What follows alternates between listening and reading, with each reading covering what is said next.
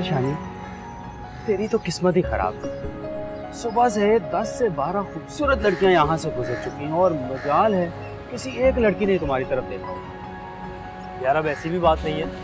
वो क्या है ना, आज यूनिवर्सिटी का पहला दिन, सब लड़के लड़कियां अच्छे बच्चे बनकर घूम रहे हैं। आहिस्ता आहिस्ता खुलेंगे मेरे दोस्त।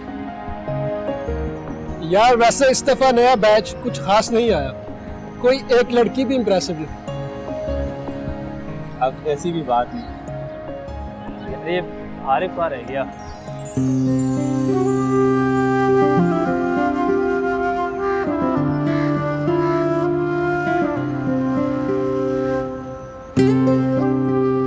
चल यार, हारिफ भी आ गया।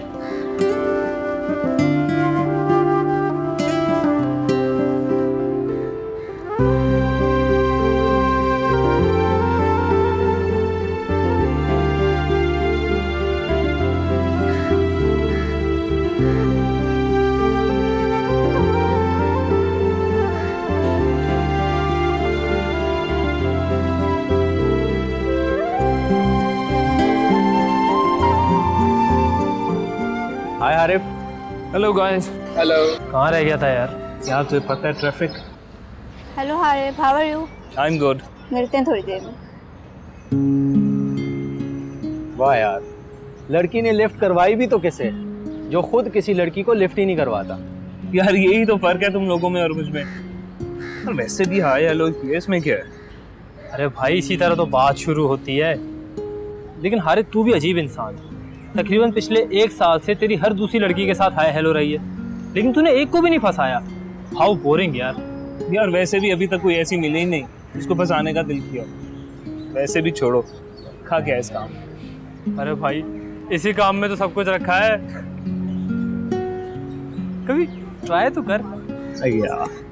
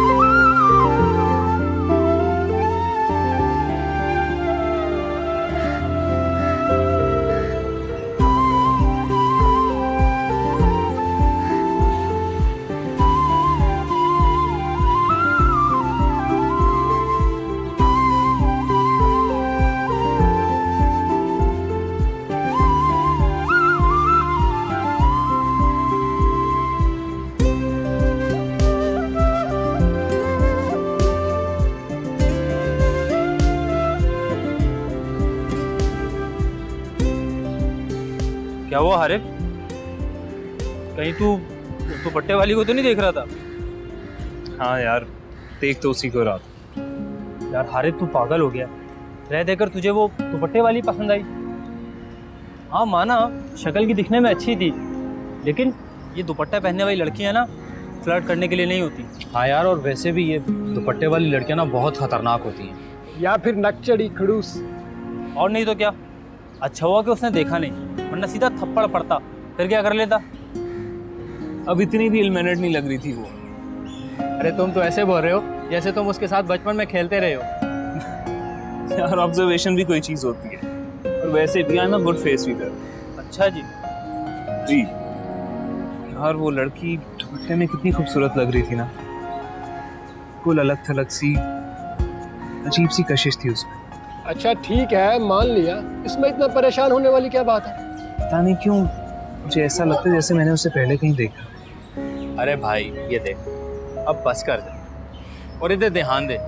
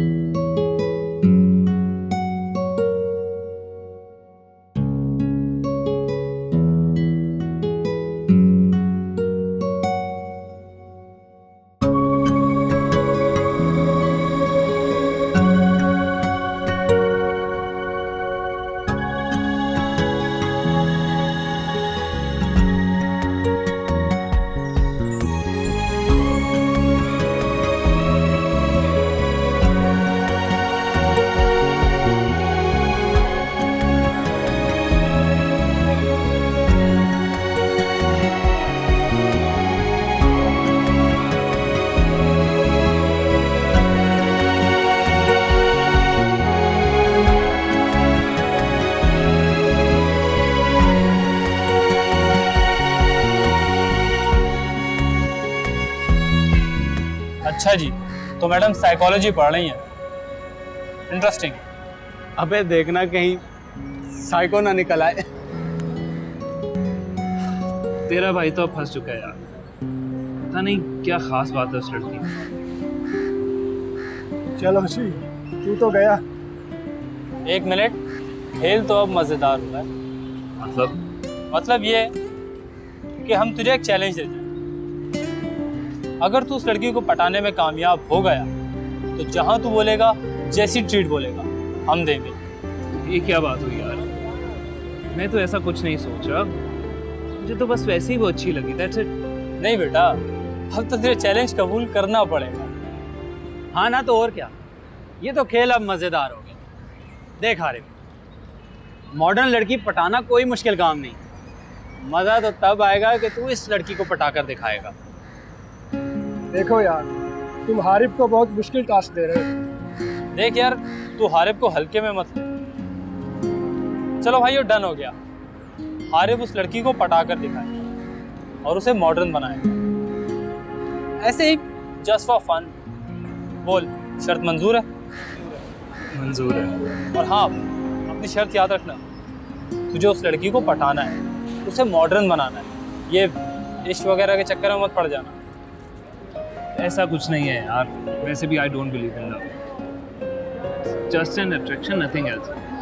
तुझे पता है तेरे भाई को ना ये बीमारी पहले कभी लगी है ना लगेगी। ये हुई ना बात, that's like a good boy. चलो अब कुछ खाने के लिए मंगवा लें। लाजमी बात है।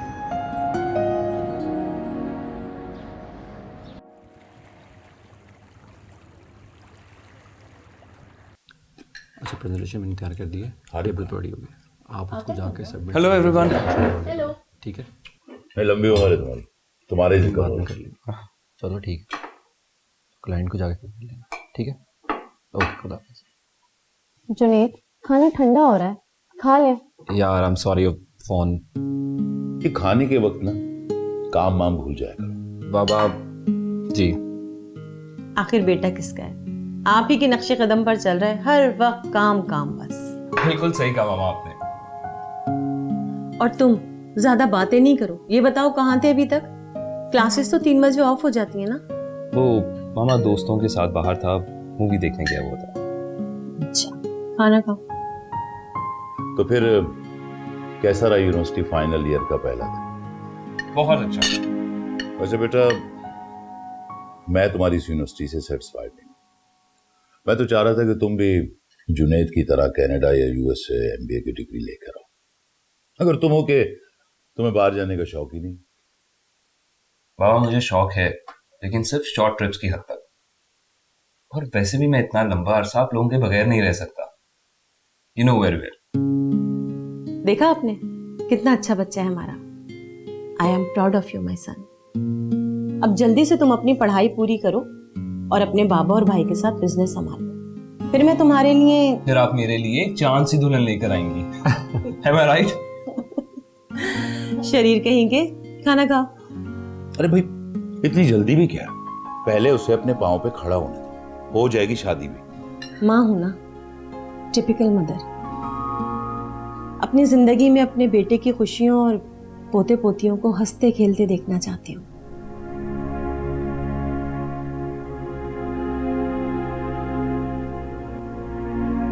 अरे भाई जब अल्लाह की मर्जी होगी तो पोते पोतियां भी हो जाएंगे, डोंट वरी।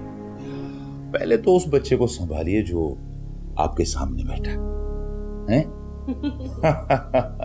तौबा है, वाकई आप किसी बच्चे से कम नहीं हैं। अब देखिए ना, हर वो चीज खा रहे हैं जिससे आपको डॉक्टर ने मना किया था। अरे बेगम, छोटी सी जिंदगी खुल के जीनी चाहिए।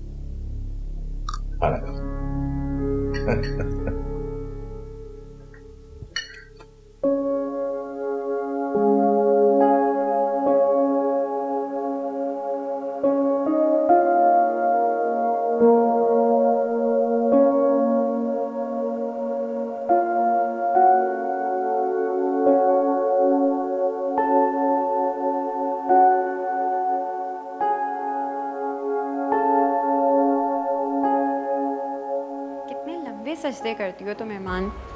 क्या बताऊं, बस आदत सी पड़ गई है अल्लाह ताला से बातें करने की।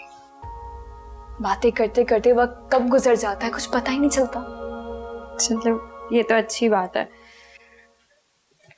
तुम बहुत मुख्तलिफ लड़की हो ईमान।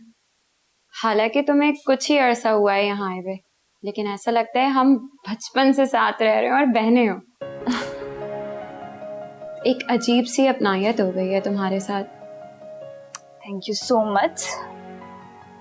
वैसे खुश नसीब तो मैं हूँ कि मुझे तुम जैसी दोस्त मिली है। अच्छा सब छोड़ो, ये बताओ आज तुम्हारी यूनिवर्सिटी का पहला दिन कैसा रहा? बहुत अच्छा। अच्छा चलो ये तो अच्छी बात है। वैसे जिंदगी भी कितनी अजीब होती है ना, कहाँ तुम फैशन डिजाइनर बन रही थी और अब कहाँ तुम साइकोलॉजी पढ़ रही हो। तुम जानती हो खुशबक, मुझे अभी भी फैशन डिजाइनिंग पढ़ने का बहुत शौक है, इसलिए तो मैंने मैडम सीनम की बुटीक में जॉब कर ली। और जहाँ तक बात रही साइकोलॉजी पढ़ने की, तो उसका शौक मुझे डॉक्टर ज़ारा को देखकर हुआ। उन्होंने कितनी अच्छी तरह मेरी काउंसलिंग की और मुझे जिंदगी की तरफ वापस लाई। बस उन्हीं को देख के मुझे भी शौक हुआ कि मैं भी यही करूं, क्योंकि मेरी नज़र में किसी दुखी इंसान को जिंदगी की तरफ वापस लाना एक बहुत बड़ा काम है। बेशक, मगर सच पूछो खुशबक, तो काम कोई अच्छा या बुरा नहीं होता, बस लोग अच्छे या बुरे होते हैं। इसलिए मैं जिस प्रोफेशन में थी मैं उसे कभी डिसोन नहीं करूंगी, क्योंकि आज मेरे पास जो भी अपनी जमा पूंजी है जिससे मैं आगे पढ़ने के काबिल हुई, वो उसी फैशन और मॉडलिंग की वजह से है। चंद बुरे लोगों की वजह से मैं उस प्रोफेशन को बुरा नहीं बोल सकती, लेकिन हाँ, मैं उस दुनिया में कभी वापस भी नहीं जाना चाहूंगी। कोई बात नहीं।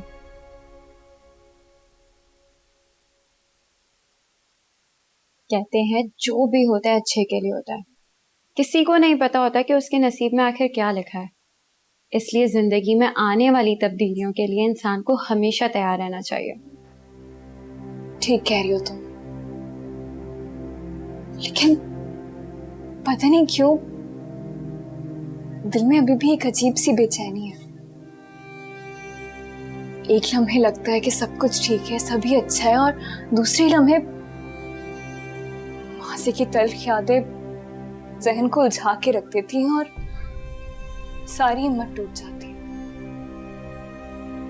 और फिर माँ बाप की, बहन भाइयों की कमी बहुत ज्यादा फील होती है मुझे। मैं समझ सकती हूँ, लेकिन मैं हूं ना तुम्हारी बहन, मैं तो हमेशा तुम्हारे साथ हूँ। बल्कि हम सब तुम्हारे साथ हैं, मैं बड़ी भी, और तुमने खुद को दोबारा समेटा है उस अल्लाह के भरोसे, वो तुम्हारा साथ कभी नहीं छोड़ेगा। चलो अब तुम आराम करो, मैं आती हूँ फिर थोड़ी देर में, सही है?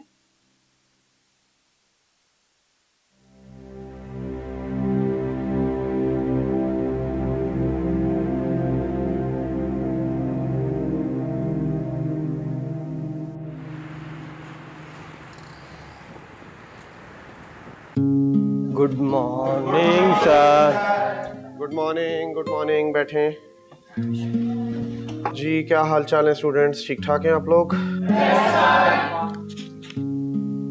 जी तो स्टूडेंट्स, आज हम पढ़ेंगे स्किज़ोफ्रेनिया के बारे में, एक ऐसी बीमारी जो डिप्रेशन और एंजाइटी का नेक्स्ट लेवल है।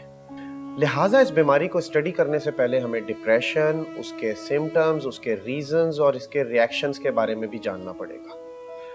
आपने अपने इर्द गिर्द डिप्रेशन के शिकार बहुत से अफराद को देखा होगा, जो आपके फ्रेंड्स भी हो सकते हैं या आपके फैमिली सर्कल में भी हो सकते हैं। डिप्रेशन और एंजाइटी के शिकार पेशेंट्स अपने मसाइल से जान छुड़ाने के लिए शॉर्टकट्स की तलाश में रहते हैं, जिन्हें हम टेम्पररी एस्केप्स कहते हैं, जैसे कि ड्रग्स या फिर सेल्फ हार्म, खुद को नुकसान पहुंचाना।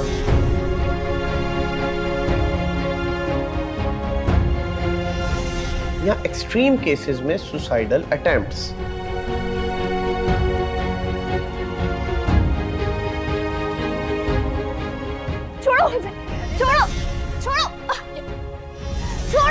सर यस सर, ये डिप्रेशन कंट्रोल कैसे किया जा सकता है? Very good question. खुशी, सुकून और इत्मीनान से। ये तीन चीजें कभी कभार इंसान के लिए रोटी, कपड़ा और मकान से भी ज्यादा इंपॉर्टेंट हो जाती हैं, क्योंकि जिस तरह इंसान को फिजिकली जिंदा रहने के लिए ऑक्सीजन और खाने पीने की जरूरत है, इसी तरह मेंटली नॉर्मल रहने के लिए खुशी, सुकून और इत्मीनान बहुत जरूरी है। ये तीनों चीजें इकट्ठी मिल जाएं तो बनती है एक्सटेसी, और इस एक्सटेसी यानी सच्ची खुशी की इंतहा को हम लोग महंगी महंगी गोलियों की शक्ल में खरीदते हैं। कितने अजीब है ना हम लोग। अब सर। जी ईमान। सर ये एक्सटेसी मतलब सच्ची खुशी की इंतहा, ये इंसान को कैसे मिल सकती है? बहुत आसान है। अपने इर्द गिर्द देखिए, अपनी जिंदगियों का जायजा लीजिए और सोचें कि ऐसा कौन सा काम है जिसको करने से आपको खुशी मिलती है, इत्मीनान मिलता है। मगर याद रखें, खुशी का मतलब हैप्पीनेस है, नॉट प्लेयर। तो जिस काम से आपको सच्ची खुशी मिले, जैसे इबादत करना, किसी की मदद करना, किसी को पढ़ाना या कोई क्रिएटिव काम, उस काम को अपनी रूटीन और अपनी जिंदगी का मकसद बना लें। आपको सच्ची खुशी भी मिल जाएगी और आप दुनिया के लिए प्रोडक्टिव भी साबित होंगे। You will play your part before you leave this world.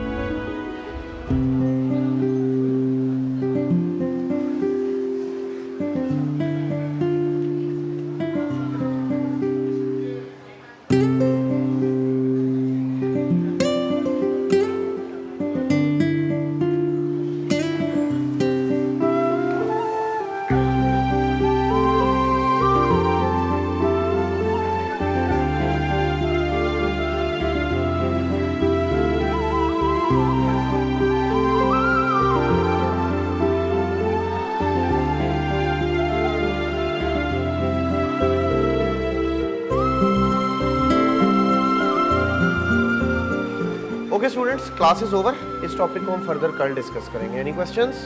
No. Okay, take your time. खुदा हाफिज।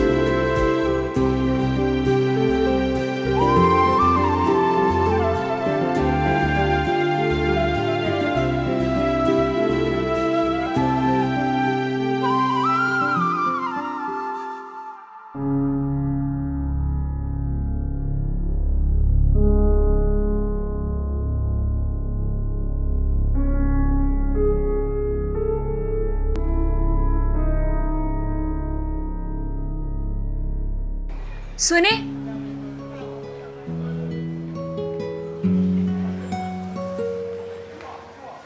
हेलो, मैं आपसे बात कर रही हूँ। जी?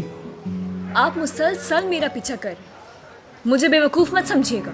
मैं कब से नोटिस कर रही हूँ आपको। यानी आप भी मेरा पीछा कर रही हैं? क्या? आई एम सॉरी, वो एक्चुअली क्या है ना, मेरी एक गर्लफ्रेंड थी। 2 साल पहले मेरा और उसका ब्रेकअप हो गया था, तो आपकी उससे शक्ल बहुत मिल रही थी। मुझे लगा कि शायद आप वो हैं, बस इसीलिए। एक्सक्यूज मी, मैं वो नहीं हूँ जो आप मुझे समझ रहे हैं। और प्लीज आइंदा मेरा पीछा करने की कोशिश मत करिएगा, वरना आप जानते हैं कि आज की औरत कमजोर नहीं है। जी, आप जो कह रही हैं बिल्कुल ठीक कह रही हैं। बस मुझे तो आप मेरी वो लगी थी। मेरी कोई गलत इंटेंशंस नहीं है। सॉरी।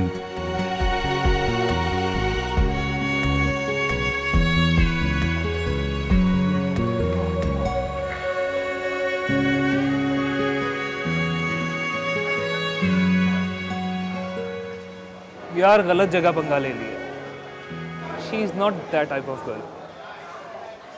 यही तो चैलेंज है मेरे भाई। ऐसी लड़की को तो मॉडर्न बनाना है। उसको पता भी चल गया कि मैं उसका पीछा कर रहा हूँ। What? Really? Now that's interesting. जी, और उसने मुझे रोका और पूछा कि मैं उसका पीछा क्यों कर रहा हूँ। ना कर। फिर थप्पड़ तो नहीं पड़ा? मैंने भी उसे झूठ बोल के कहा कि मेरी एक गर्लफ्रेंड थी जिससे मेरा 2 साल पहले ब्रेकअप हो गया था, और मुझे लगा कि आप वो हैं। लेकिन यार मेरे ख्याल से मुझे उसको तंग नहीं करना चाहिए। Let's end up this game. No way, my friend. असल खेल तो अब शुरू हो। देख, अगर तू चैलेंज पूरा नहीं कर सकता तो बोल दे, मैं चैलेंज पूरा करके दिखा दूँ। शराब यार, हम यहाँ पढ़ने आते हैं, ये क्या हरकतें हैं? ओए होए, देखो तो फिर इसके अंदर का जेंटलमैन जाग रहा है। Whatever. लेकिन ये अलग बात है कि उस लड़की में कुछ बात है।